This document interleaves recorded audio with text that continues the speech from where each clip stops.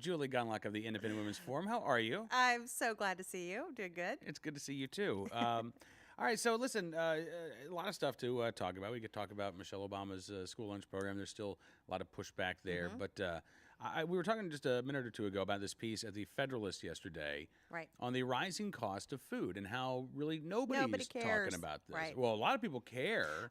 Nobody in the government cares. Right. The politicians aren't talking about this. Right. And the increase is really staggering, Julie. Yeah. I mean, like something like 20% increase Yeah. in seafood, double-digit increases in fresh fruit, beef, yeah. pork, chicken, and some of Breakfast this is staples, yeah. Orange juice, right? all sorts of stuff, yeah. You seeing this? Oh, I can't believe it. I've really had to change my shopping habits. I do all the shopping for my family. Most women, like 90% of women are the major food shoppers in their family. And I think this is an issue that really resonates with women because they're doing most of the shopping. But I think everybody is starting to see a real crunch on their wallets. And I'm seeing it everything from, real staples like pastas. I have 3 kids under 7, so, pasta's a big thing in our family. And again, the proteins are what's really hurting us. And I'm sort of altering things. I'm stretching meat a little bit more, working in some fillers. But yeah, I think it's really tough on American families, and people in the government just don't care. And in fact, you're starting to see a lot more talk of more regulations on food. For instance, the FDA wrote about this this week. The FDA has announced that they're going to set up voluntary guidelines on how much salt is put into packaged food and restaurant food. Okay, so you can say, oh, well, these will be voluntary, which is, everybody knows if a powerful federal agency tells food manufacturers, you should really think about, adhering to these voluntary guidelines. Voluntary guidelines are we're giving you time to get used to the mandate that's coming. Exactly. And this is going to think of all the research and the staff time and the development costs that are going to go into reducing sodium in these much loved regular products that people eat. That's all going to be passed on to the consumers. So not only does the government not care that food prices are already high, they're actually putting in place policies that will raise them even more. That's what should really upset people. Yeah, New York Daily News story on this says average Americans consume an astounding 3,400 milligrams of sodium a day. Yeah.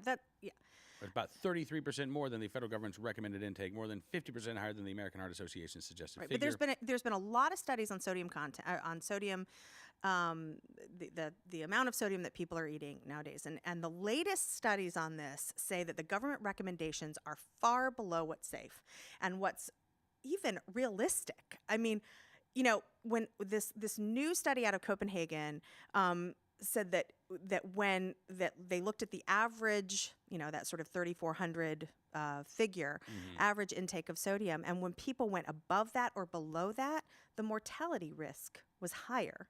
So I don't know that there really is this huge problem with the amount of sodium. Sure, we could probably all reduce our sodium, but especially those people who go above that 3,400 mark. But the latest research really does put into question whether we're eating too much salt. And so for the federal government to sort of move on this and say we need to reduce it to 1,500 is first of all, it's unrealistic, more importantly, and it's just unreasonable. People are not going to do it.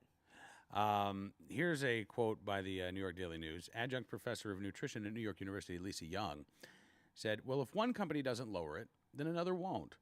If it's mandatory and everyone starts lowering sodium, then we're in good shape. So already we see here the call for, it's not enough. Look, it's nice in theory, but it won't put enough pressure on these eateries to limit their use of salt. Right, and what really annoys me about this whole thing is it suggests that consumers don't already have a lot of low salt choices in the grocery store.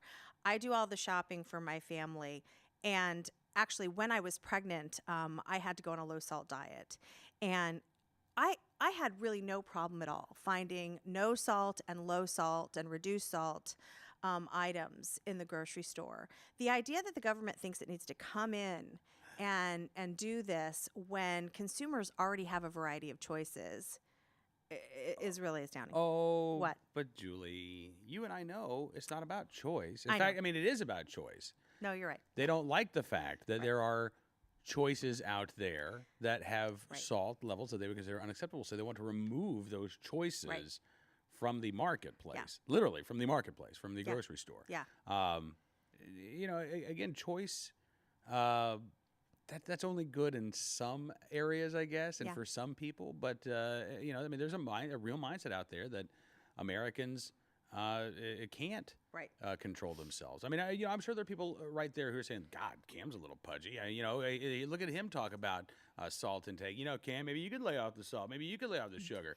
And my body, my business, But Julie that's Gunlock. but that's My it's body, my business. absolutely. But it's really interesting that you bring that up because we have become a nation that is absolutely obsessed with our own bodily functions. I mean, you heard about these things called Fitbits that people. I mean, it tells you everything. They're bracelets. Oh yeah. And people wear them, and it tracks everything. People have become, in my opinion, totally boring. They're not interested in art or culture or, you know, movies or books. They get these Fitbits and they just think about themselves. Like every single bodily function is assessed. And look, I get it. People want to be healthy and everything, but this is part of why I think people are a little bit apathetic when they see these kinds of government restrictions coming up. They think, well, maybe everyone should lower their salt, lower their sugar. I'm fit. You know, it's this sort of, you know, everybody should be better, this sort of judgmental kind of attitude. And so Right. I think both that and also just people, you know, just not being able to connect the dots between regulations and higher prices. Look, your prices are going up in the grocery store, and it's not just because of drought in the West. I mean, there certainly are some of these things, but in addition, it's because of meddling by the government in food, and that is directly responsible for higher prices at the grocery store. Julie Gunlock from the Independent Women's Forum. Thank you so much for coming on the Thanks for program having today. me. It's good seeing you once again. We'll see you soon, Good. hopefully. Thanks.